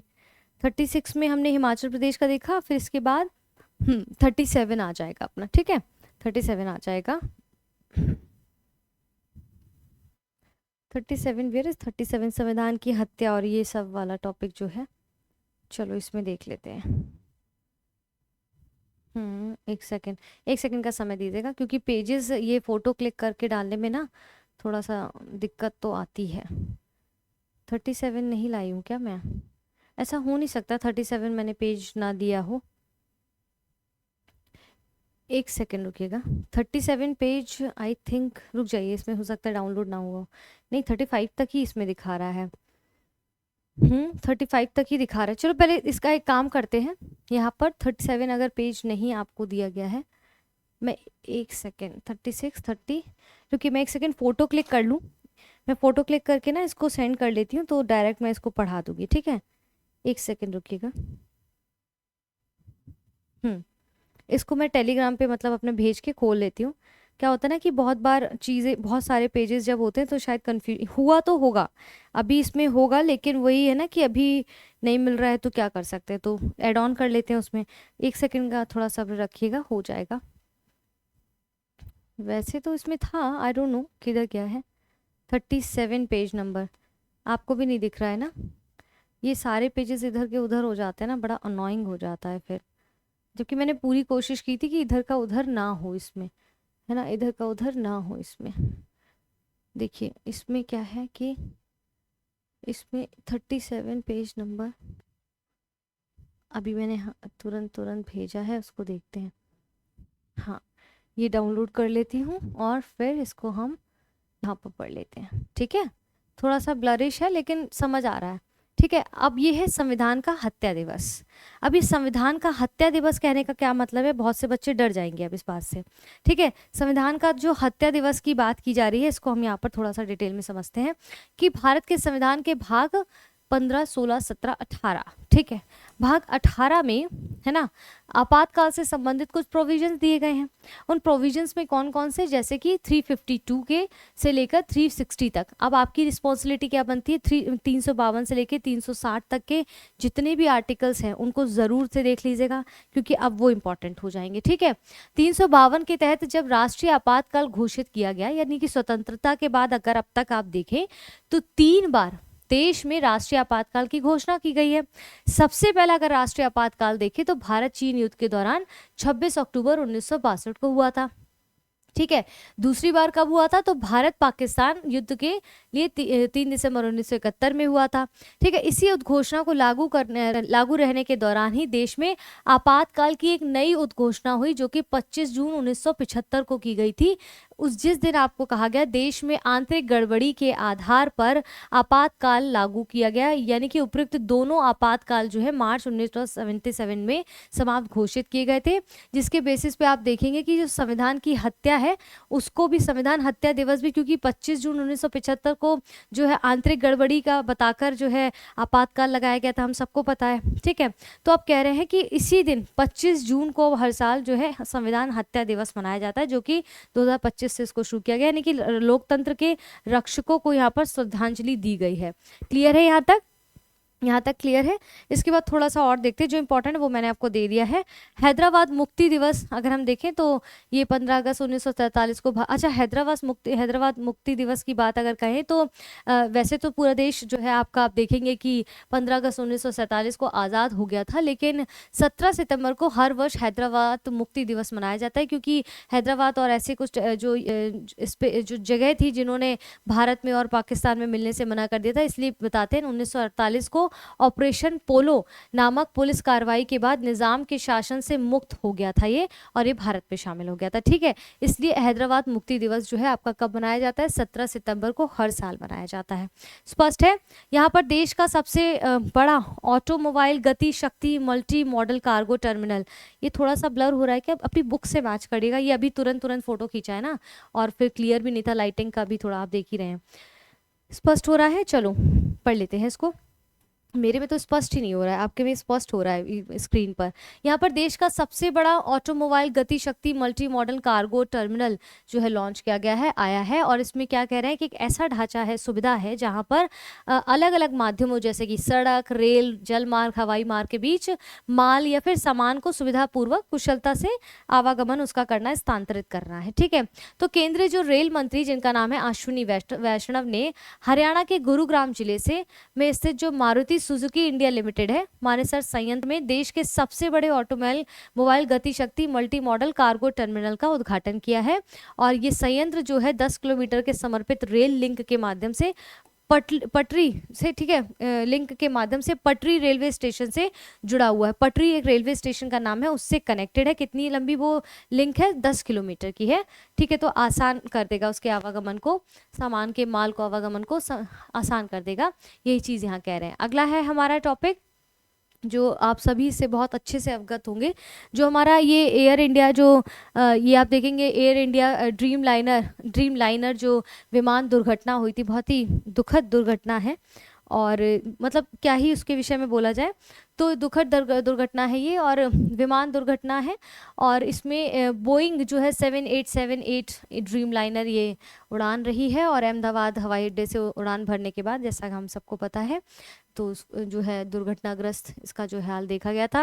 अहमदाबाद से लंदन के लिए ये अगर हम देखें तो 1:38 पर IST अगर हम देखें तो यहाँ पर, अच्छा इसके साथ यहाँ पर इम्पॉर्टेंट क्या है हमारे एग्जाम के पॉइंट ऑफ व्यू से, मैंने नोट्स बना लिए थे, एक सेकंड में उसको खोल लेती हूँ, क्योंकि बहुत बड़ा टॉपिक होता है तो चीज़ें रिकॉल कर पाना बहुत बार मुश्किल हो जाता है। ठीक है, तो उसके साथ अगर आपको बताऊंगी तो क्या होगा कि आप उसको बेहतर तरीके से कर पाएंगे। यानी कि आप देखेंगे कि जो ये आपका टॉपिक है, ठीक है, ये एयर इंडिया ड्रीम लाइनर विमान दुर्घटना, इसमें इंटरनेशनल स्टैंडर्ड जो टाइम है आपका, यहाँ पर 1:38 पर उड़ान भरी गई थी। अब हमारे लिए इम्पॉर्टेंट क्या है कि इंटरनेशनल जो स्टैंडर्ड टाइम है उसके बारे में थोड़ा सा आप ज्योग्राफी जब रिवाइज करेंगे अपने घटना चक्र की बुक से, तो यहाँ पर इसका ध्यान रखना है। ठीक है, बोइंग 7878 विमान में कुल 242 लोग थे, जिसमें से 230 यात्री व 12 कर्मी दल थे। अगर हम 242 में से 241 लोगों की मृत्यु हुई है, क्यों? क्योंकि केवल एक यात्री बचा है जिनका नाम विश्वास कुमार रमेश है। एक्सेप्शनल क्वेश्चन है, अगर पूछ लेंगे तो आपको उस व्यक्ति का नाम पता होना चाहिए जो उसमें बचा था। क्या नाम था? विश्वास कुमार रमेश बचे थे। ठीक है, इस दुर्घटना में गुजरात के पूर्व मुख्यमंत्री भी थे, तो बड़ी हस्ती एक थे, वो थे आपके वहाँ के ex chief minister Vijay Rupani की भी मृत्यु हो गई। और एयर इंडिया ड्रीम लाइनर के विनाश के अवशेष अहमदाबाद के बीजे मेडिकल कॉलेज हॉस्पिटल में यहाँ पर इमारत पे गिरता है, जिसमें ऐसा बताते हैं कि एयर इंडिया जो अपनी एक सूचना जारी करती है, जो यात्री इस प्रकार से नहीं रहे हैं, उसमें 169 भारतीय थे, 53 ब्रिटिश थे, 7 पुर्तगाली थे, 1 कनाडाई थे। एग्जाम के लिए इंपॉर्टेंट है। ठीक है, ड्रीम लाइनर एक नवीनतम चौड़ी वाली 2 इंजन वाला दीर्घ मार्ग विमान है, जो पहली बार 2011 में वाणिज्यिक सेवा में सम्मिलित किया गया था इसको। ठीक है, थोड़ा सा और समझ लेते हैं कि एयर इंडिया ने जो दुर्घटना पीड़ित के परिवार थे उनको कितना मुआवजा दिया है। तो परिवारों को 25 लाख रुपए का अंतरिम भुगतान किसने? एयर इंडिया ने दिया। ये राशि मूल कंपनी टाटा सन्स के द्वारा पहले ही घोषित 1 करोड़ रुपए मुआवजे के अतिरिक्त है। ठीक है, इसके अलावा भी इनको दिया गया था। ठीक है, इसके बाद अगला हमारा टॉपिक है, केंद्र सरकार ने यहाँ पर देखेंगे कि जनजातीय जनगणना की अनुमति दे दी है। केंद्र सरकार ने जातीय जनगणना की अनुमति यहाँ पर उन्होंने दे दी है। ठीक है, जनगणना 2027 में अगर हम यहाँ पर ध्यान दें, जनगणना 2027 में, ठीक है, जनगणना 2027 में अगर हम यहाँ पर ध्यान दें तो ये जातियों की जनगणना का जो ऐतिहासिक निर्णय लिया गया है, जिससे सामाजिक जो जस्टिस है उसकी पॉलिसीज में थोड़ा सा और जस्टिफाई कर पाएंगे, नई दिशा मिलेगी। तो जनगणना क्या है? संघ सूची का विषय है। अब यहाँ पर जैसे 3 सूचियाँ होती है, संघ सूची, राज्य सूची और समवर्ती सूची। तो एक बार आपको क्या करना है, इन सबसे गो थ्रू हो जाना है कौन कौन से विषय इन सूचियों में है। संघ सूची पर जो निर्णय है वो आपका केंद्र सरकार लेती है, और राज्य सूची उसमें राज्य सरकार लेती है, और समवर्ती सूची में जो है केंद्र और राज्य दोनों मिलकर जो है उसमें निर्णय लेती है। और इसके बाद आप देखेंगे कुछ विशिष्ट सूचियां भी होती हैं जिसके अंतर्गत केंद्र ही हावी रहता है। ठीक है, तो संघ सूची जो है, जनगणना जो है संघ सूची का विषय। जब जनगणना की यहाँ बात आई है तो आपका दायित्व बन जाता है कि जो 2011 के लास्ट जो सेंसस है उसको अच्छे से देख लेना है आपको। तो वो आप उसके लिए जो घटना अभी इसमें भी मिलेगा आपको आगे, लेकिन अगर आप खुद से कर रहे हैं तो वो तो पुराना डाटा है, तो आप उसको घटना चक्र जो प्रीवियस ईयर का है उसको उसके अंतर्गत भी देख सकते हैं। ठीक है, संविधान के अनुच्छेद आप देखते हैं 246 जो है 7वीं अनुसूची 69 जनगणना अधिनियम 1948 नियम 1920 के तहत इसे प्रतिबंधित किया जाता है। मेन याद रखना है जनगणना संघ सूची का ही विषय है। ठीक है, क्योंकि जनगणना की बात कर रहे हैं, जातीय जनगणना की बात कर रहे हैं। ठीक है, अब यहाँ पर चलते हैं, यहाँ पर चलते हैं और 38 पेज नंबर देखिए। अब ये 38 पेज नंबर आपका आ गया है। ठीक है, यहाँ पर स्पष्ट हो रहा है ना? दिख रहा है आपको? दिख रहा है आपको? दिख रहा है ना? दिख रहा है, हाँ दिख रहा है, क्लियर। ठीक है, इसके बाद यहाँ पर 38, हाँ ये जनगणना 2 चरणों में होगी। अच्छा, इसको थोड़ा सा ध्यान रखना है। यहाँ पर मैं ये बताना चाहती हूँ, ये जो जनगणना, जातीय जनगणना 2027 कब की बात कर रहे हैं, उसमें 27 में होगी। तो ये जनगणना 2 चरणों में होगी। अब वो 2 स्टेजेस क्या है, जैसे जम्मू कश्मीर, ठीक है, बर्फ से ढके होने की वजह से जम्मू कश्मीर जैसे क्षेत्र, लद्दाख और हिमाचल प्रदेश और उत्तराखंड में 1 अक्टूबर 2026 से होगी। बाकी पूरे देश में 1 मार्च 2027 से होगी। वेरी इंपॉर्टेंट, पीटी में इससे प्रश्न बनेगा कि भाई 2 चरणों में ये जातीय जनगणना होगी 2027 में। पहला जो चरण होगा उसमें जम्मू कश्मीर और लद्दाख और हिमाचल प्रदेश और उत्तराखंड आएंगे, जिसमें आप देखेंगे 1 अक्टूबर 2026 से होगी। बाकी पूरे देश में 1 मार्च 2027 से जातीय जनगणना शुरू होगी। स्पष्ट हो रहा है? ठीक है। इसके बाद चिनाब, नेक्स्ट है चिनाब रेल पुल, विश्व का सबसे ज्यादा ऊंचा रेलवे आर्च ब्रिज है। ठीक है, और अगर हम देखें तो विश्व का सबसे ज्यादा ऊंचा रेलवे आर्च ब्रिज है जो चिनाब नदी पर बना हुआ है। इसकी ऊंचाई अगर बात करें तो 359 मीटर है और कुल लंबाई लगभग 1315 मीटर है। ये उधमपुर श्रीनगर जो है, अगर हम देखें, ये उधमपुर श्रीनगर बारामूला रेल लिंक परियोजना के अंतर्गत इसको लाया गया है।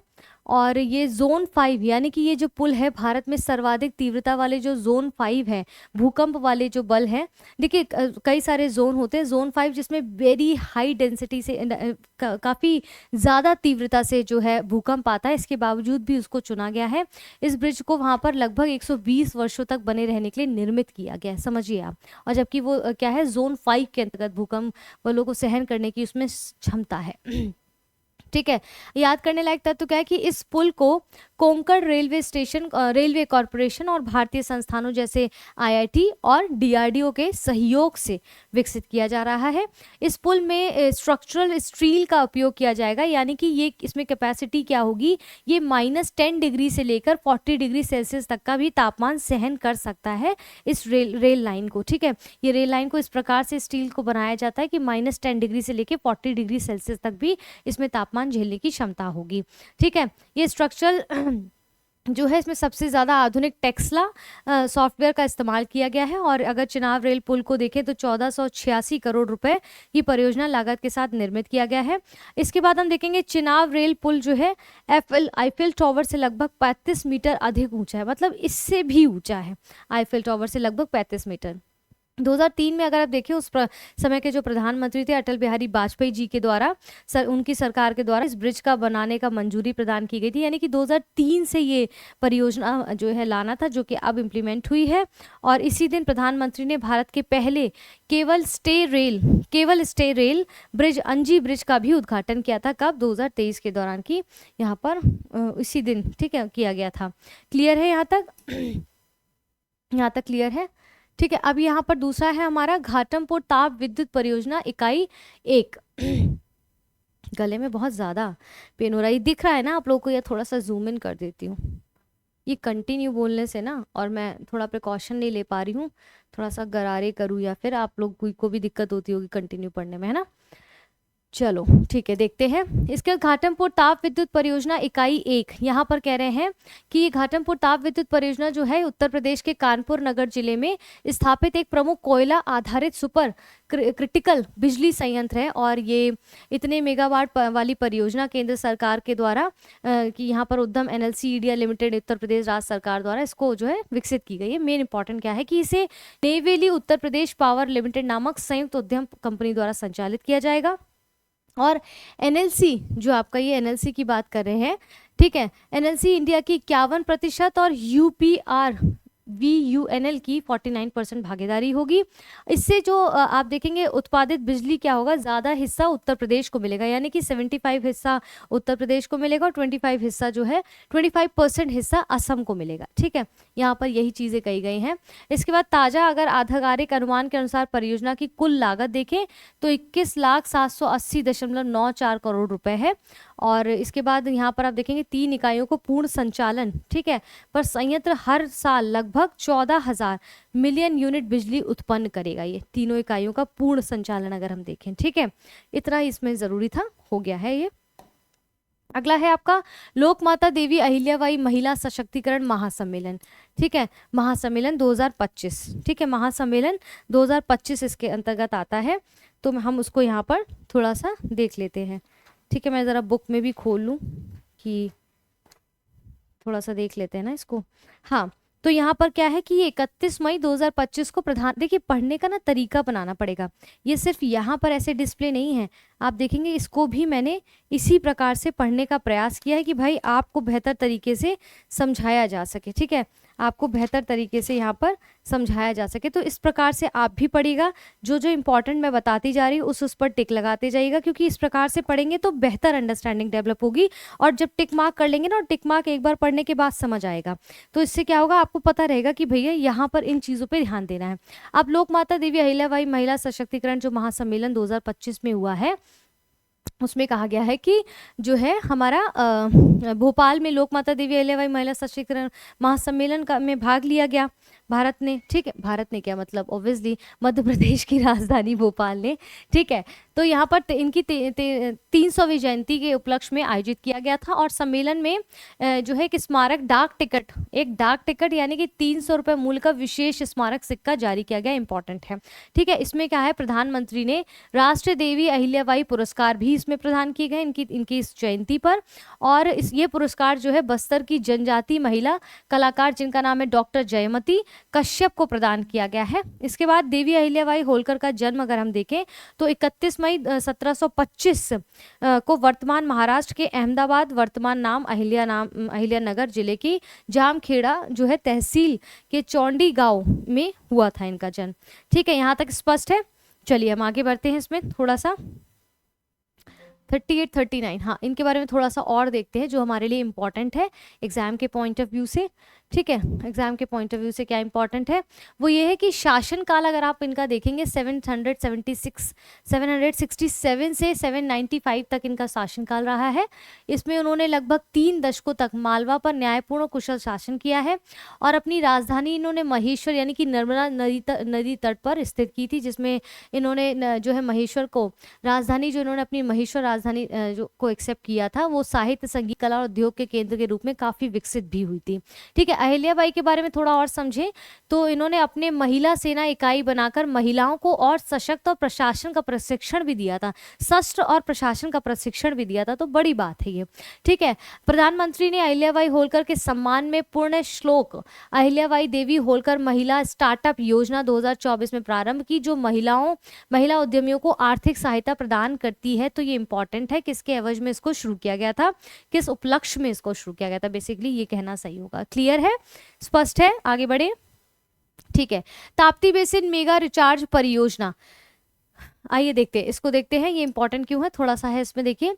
अब ताप्ती बेसिन मेगा रिचार्ज जो परियोजना है 2 राज्यों मध्य प्रदेश महाराष्ट्र की संयुक्त पहल की, यानी कि संयुक्त रूप से इसको चलाई गई परियोजना। इसका उद्देश्य क्या है कि जल संकट से जो राज्य जो क्षेत्र जूझ रहे हैं उसमें भूजल स्तर बढ़ाकर सिंचाई और पेयजल आपूर्ति को सुदृढ़ करना है, मजबूत करना है बेसिकली, ठीक है। यहाँ ध्यान देना है कि परियोजना के अंतर्गत ताप्ती नदी की 3 धाराओं का विकास कर ज्यादा जो पानी बचता है, अतिरिक्त वर्षा का जो पानी है, जल है, उसको भूजल पुनर्भरण किया जाएगा। इंपॉर्टेंट है, टिक मार्क कर लीजिए क्योंकि प्रश्न बन सकता है यहाँ से।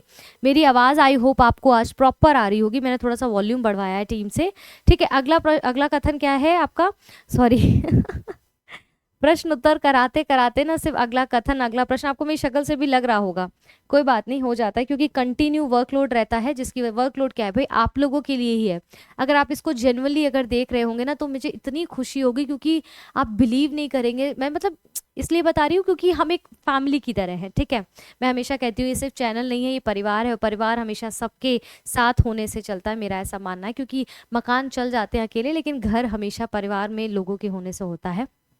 तो कहने का मतलब ये है कि अगर आपका सहयोग नहीं होगा तो मेरा इतना मेहनत करने का कोई मतलब नहीं है।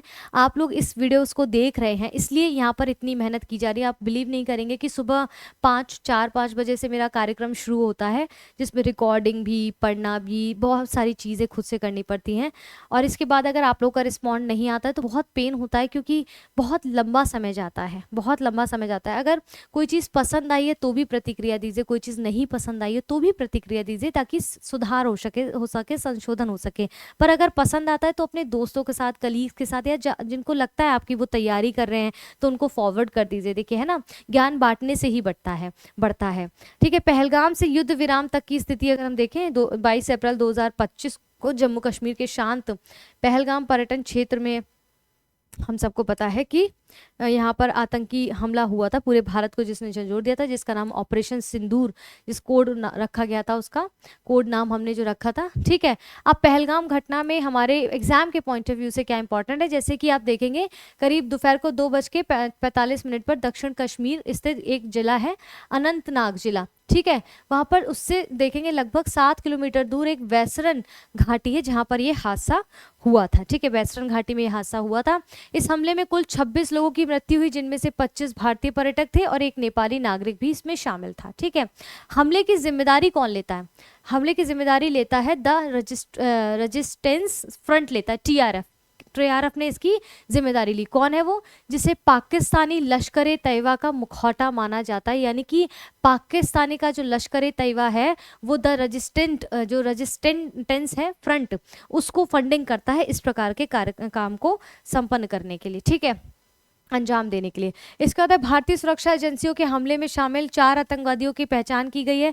तो यहाँ पर 4 आतंकवादियों के नाम है, थोड़ा सा पढ़ लीजिए, बाई चांस पूछ लिया, हालांकि इनके बारे में पूछना तो नहीं चाहिए लेकिन फिर भी हो सकता है। अली भाई उर्फ तलहा, आसिफ फौजी, आदिल हुसैन ठोकर, एहसान, ठीक है, ये पुलवामा निवासी ही थे। बाकी जो एहसान थे, इन्होंने क्या ही एहसान किया है हम पे, देख लीजिए आप। ठीक है, अब इसके बाद यहाँ पर 1960 की सिंधु जल संधि, जब आप देखेंगे सुरक्षा मामलों की कैबिनेट समिति जब बैठी तो 23 अप्रैल 2025 को 1960 की सिंधु जल संधि स्थगित करने का औपचारिक निर्णय लिया गया था। आप देखेंगे कि सार्क वीजा छूट जो योजना थी उसके तहत भी पाकिस्तान नागरिकों को भारत की यात्रा को पर प्रतिबंधित प्रोहिबिटेड कर दिया था उनके लिए। ठीक है, अब जैसे सिंधु जल संधि आई है, इस ट्रीटी के बारे में थोड़ा सा आपको पढ़ लेना होगा, क्योंकि वो हो सकता है अब इंपॉर्टेंट हो जाए, क्योंकि इस ट्रीटी को यहाँ पर रद्द कर दिया गया था, इसलिए इंपॉर्टेंट हो जाता है। ठीक है, जो चीज़ें यहाँ पर बताई जा सकती है उसको तो मैं बता ही रही हूँ, बाकी जो चीज़ मैं मुंह जवानी बता रही हूँ कि आपको ये करना है तो कर लीजिएगा, है ना। हर चीज़ की स्पून फीडिंग नहीं की जा सकती है। इनमें से आप देखेंगे 5 आतंकी ठिकाने, 9 लक्ष्य एक्चुअली इन्होंने स्थलों पर एक साथ प्रहार किया था। जैसे 5 हमने जब किया था ऑपरेशन सिंदूर, तो इनमें से 5 आतंकवादी ठिकाने थे, यानी कि आपका पीओके था। ध्यान रखना, इससे प्रश्न बनता है, ठीक है, बन सकता है। 5 आतंकी ठिकाने, 9 टोटल लक्ष्य स्थलों को हमने जो है लक्ष्य बनाया था पाकिस्तान को ऑपरेशन सिंदूर के अंतर्गत। तो इसमें देखेंगे कि 4 आतंकी ठिकाने जो थे वो पीओके में थे, 5 आतंकी ठिकाने, माफी चाहती हूँ, 5 आतंकी ठिकाने आपके पीओके में थे। 4 जो है लक्ष्य पाकिस्तान के अंदर पंजाब प्रांत में चिन्हित किए गए थे। कौन कौन से? बहावलपुर, मुरीद के, शाकरगढ़ और सियालकोट। इंपॉर्टेंट क्या है कि 5 आतंकी ठिकाने पीओके में किए गए थे भारत के ऑपरेशन सिंदूर के द्वारा, और 4 जो लक्ष्य रखा गया था पाकिस्तान के अंदर पंजाब प्रांत में रखा गया। तो इस प्रकार का प्रश्न भी आज मैंने आपको अपने सुबह 10 बजे वाले लेक्चर में कराया है। स्पष्ट है? चलिए आगे बढ़ते हैं, 40 पेज पर आते हैं। ठीक है, अब यहाँ पर देखिए, अब हमने जैसे ऑपरेशन सिंदूर चलाया था ना, तो हमारे प्रिय जो मित्र हैं पाकिस्तान, बेसिकली आप समझ रहे हैं ना मेरा कहने का मतलब, उन्होंने भी फिर एक इस तरह का अभियान चलाया और उन्होंने क्या नाम रखा?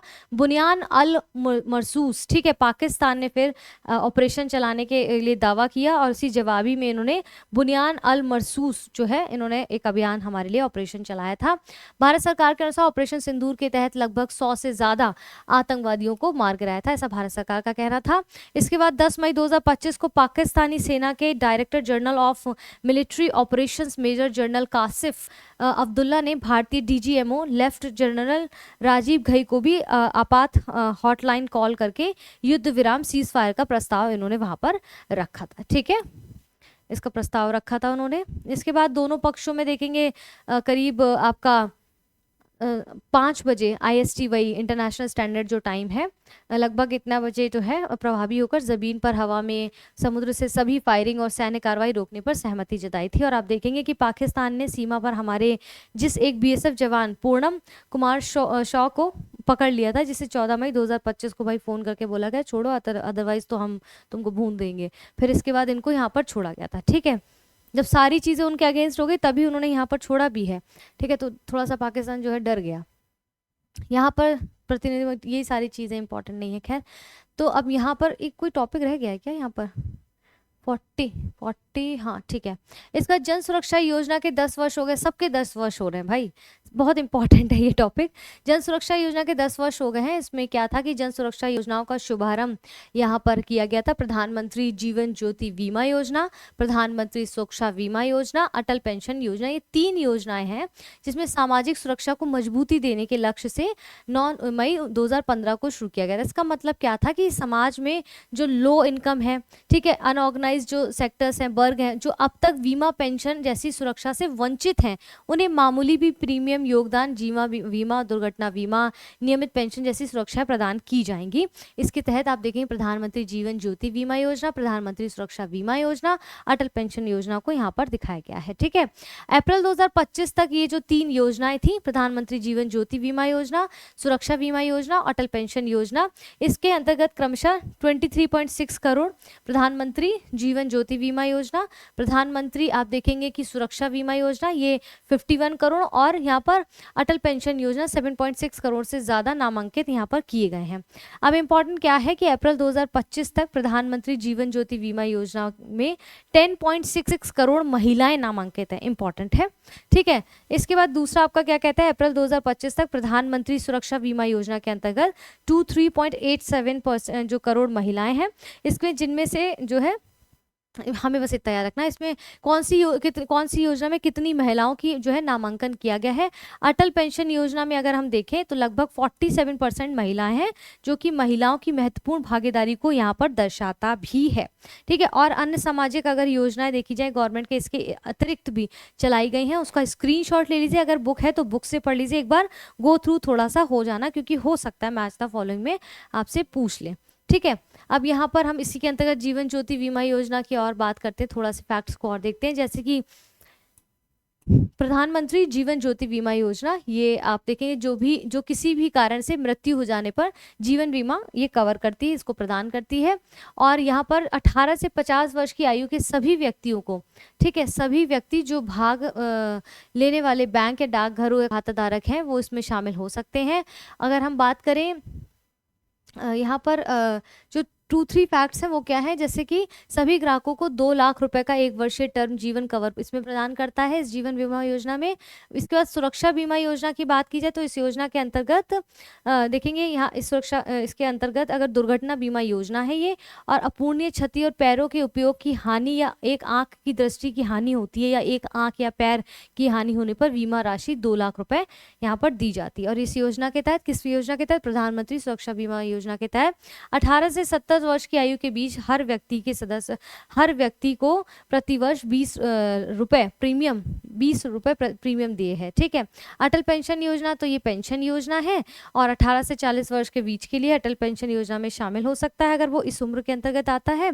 और हर ग्राहक को 60 वर्ष की आयु पूरे होने के बाद यानी कि मृत्यु पर्यंत तक 1000 रुपए प्रतिमाह से लेके 5000 रुपए प्रतिमाह न्यूनतम पेंशन की गारंटी ग्राहकों को दी जाती है। तो छोटे छोटे से फैक्ट्स है जिसको आपको थोड़ा सा याद रखना है, 1-2 बार पढ़ेंगे अपने आप याद होता है, रटने की आवश्यकता नहीं है।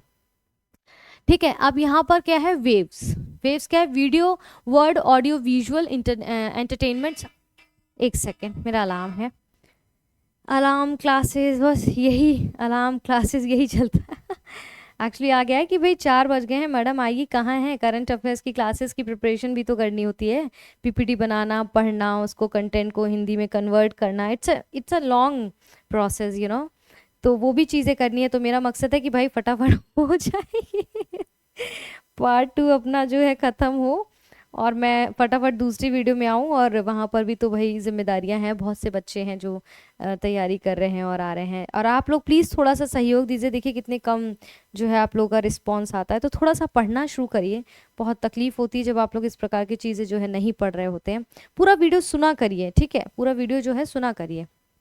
चलिए, इसके बाद विश्व श्रव्य दृश्य और मनोरंजन शिखर सम्मेलन वेव्स जो है 2025 यहाँ पर बात कर रहे हैं। और यहाँ पर क्या बात की जा रही है कि ये world audio visual and entertainment summit है। ये पहला आयोजन है इससे 4 मई 2025 को मुंबई जियो वर्ल्ड कन्वेंशन सेंटर में हुआ है। ठीक है, अब इसके बाद यहाँ देखना क्या है कि इस सम्मेलन की जो परिकल्पना है, क्या उद्देश्य है इनका।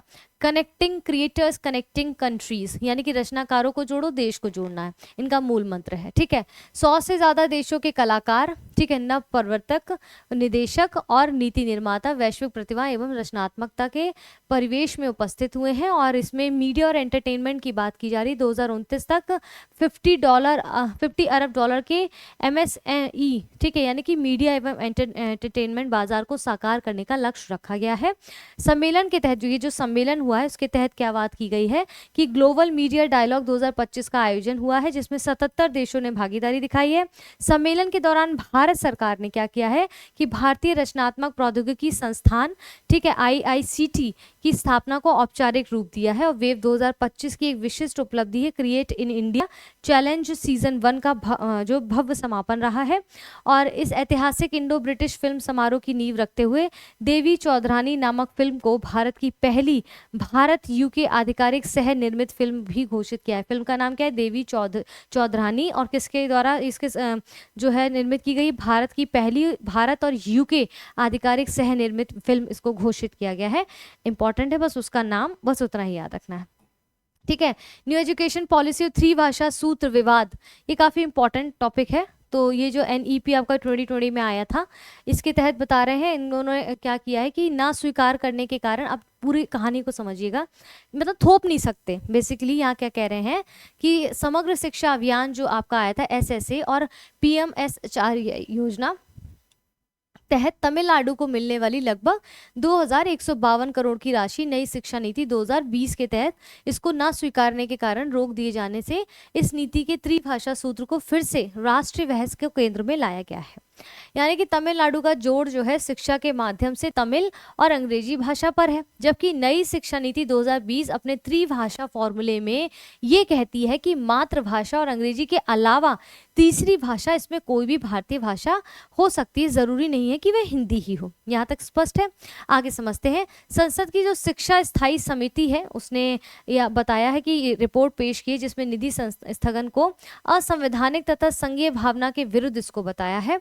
कह रहे हैं कि केंद्रीय शिक्षा मंत्री धर्मेंद्र प्रधान ने साफ कहा है कि जब तक तमिलनाडु NEP 2020 को स्वीकार नहीं करता तब तक वह फंड जारी नहीं होगा। मतलब कह रहे हैं कि आप ऐसा कर सकते हैं, लेकिन पहले NEP की जो 2020 की ये जो नीति आई थी उसको एक्सेप्ट करिए, इसके बाद ही उसमें संशोधन या चीज़ें एड ऑन होंगी।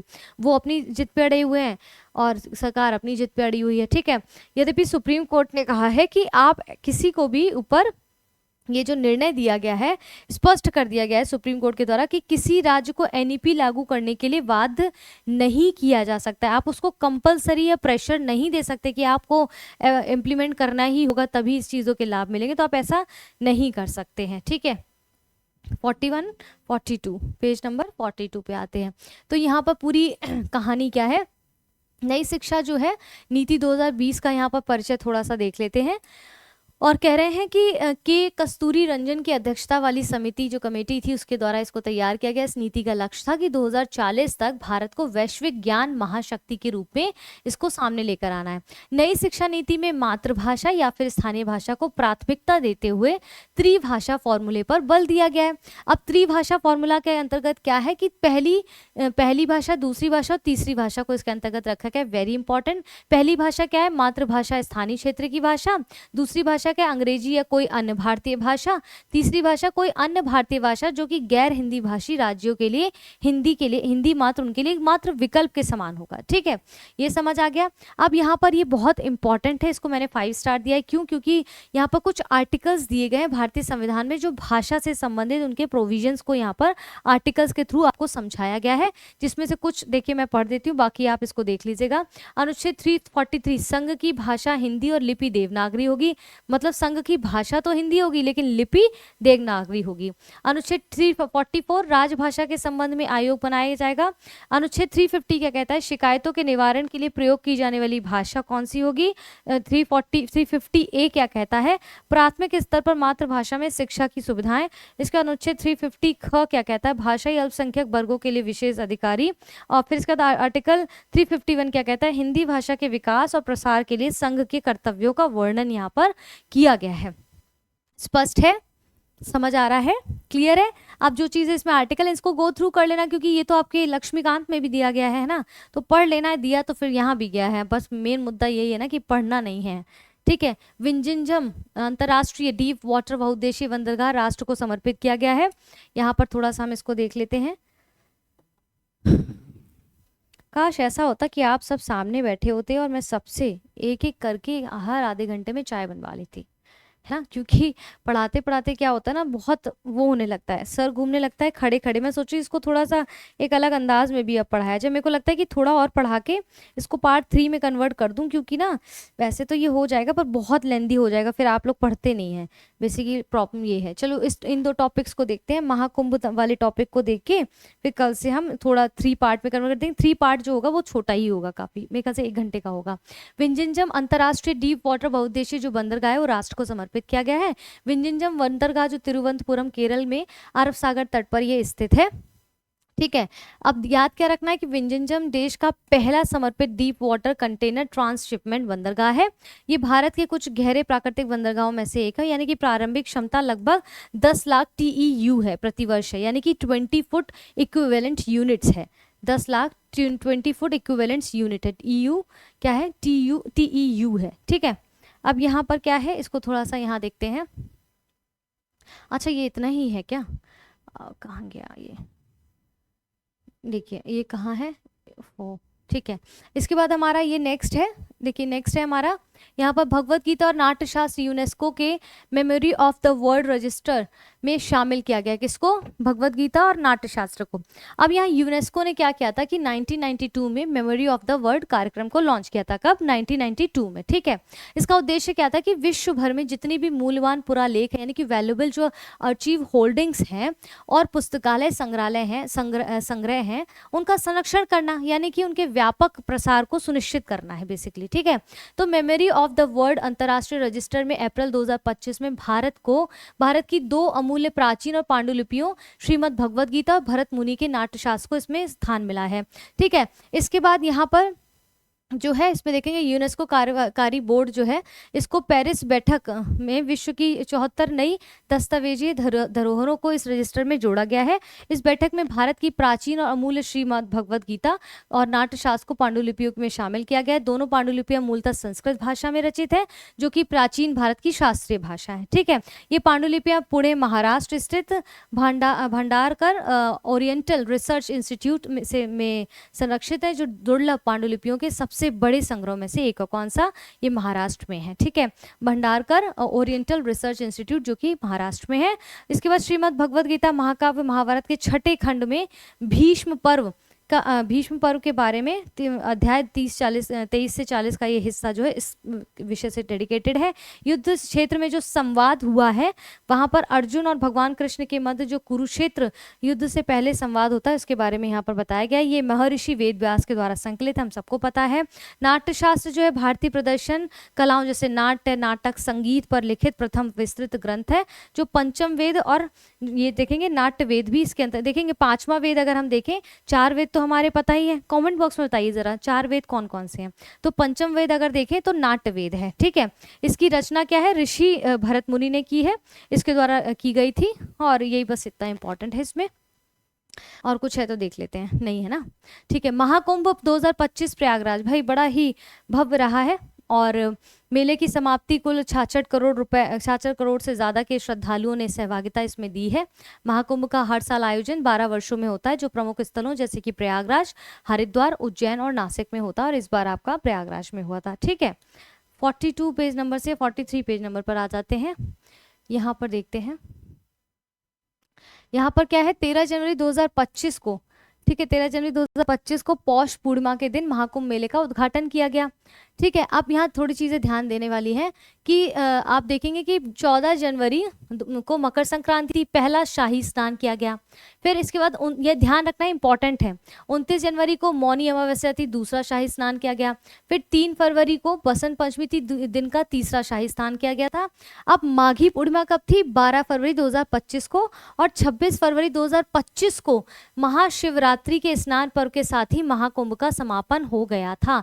तो 12 फरवरी देखेंगे 14 जनवरी से शुरू हुआ, और माघी पूर्णिमा जो थी 26 फरवरी को, उस दिन महाशिवरात्रि थी बेसिकली, तो उस दिन महाकुंभ का आखिरी स्नान यहाँ पर समाप्त हुआ है। ठीक है, महाकुंभ के दौरान प्रमुख विश्व रिकॉर्ड भी कुछ बनाए गए हैं। ठीक है, जैसे कि जो है वर्ल्ड रिकॉर्ड गंगा सफाई को मिला है, गिनीज वर्ल्ड रिकॉर्ड। ठीक है, और 329 कर्मचारियों के द्वारा एक साथ एक ही समय गंगा सफाई अभियान का कार्य किया गया। दूसरा रिकॉर्ड क्या था? रिकॉर्ड से याद रखना है, 2025 प्रयागराज मेला क्षेत्र के अलग अलग जोन में एक साथ 1,09,278 सफाई कर्मियों ने मिलकर सफाई की और एक नया वर्ल्ड रिकॉर्ड बनाया। तीसरा रिकॉर्ड क्या था? महाकुंभ 2025 में लगभग 10,102 लोगों द्वारा बनाई गई विश्व की सबसे बड़ी हाथों की छाप पेंटिंग को भी गिनीज वर्ल्ड रिकॉर्ड में दर्ज किया गया है। ठीक है, ये इंपॉर्टेंट है, वो हमने देख लिया। अगर कुछ और इंपॉर्टेंट है तो स्क्रॉल कर लेते हैं। ठीक है, अब जैसे 2017 में आप देखेंगे यूनेस्को द्वारा क्या है, intangible culture heritage of humanity के रूप में इसको मान्यता दी गई है। ठीक है, उल्लेखनीय क्या है कि हर कुंभ मेले का समय, अब यहाँ पर ये बहुत बहुत इंपॉर्टेंट है। क्या इंपॉर्टेंट है कि जब भी कुंभ का मेला लगता है उस समय पे क्या परिस्थितियां होती हैं? सूर्य, चंद्रमा और बृहस्पति की ज्योतिषीय अगर स्थिति देखी जाए तो इससे निर्धारित होता है कि जिसे आध्यात्मिक शुद्धि और आत्मज्ञान के लिए शुभ अवधि का संकेत माना जाता है। ठीक है, ऐसी मान्यता है कि बृहस्पति के मेष राशि चक्र में प्रविष्ट होने और सूर्य और चंद्रमा के मकर राशि में प्रविष्ट होने पर गंगा, यमुना और अदृश्य सरस्वती स्थल यानी कि प्रयागराज के पवित्र तट पर कुंभ का आयोजन होता है, इसलिए इंपॉर्टेंट है।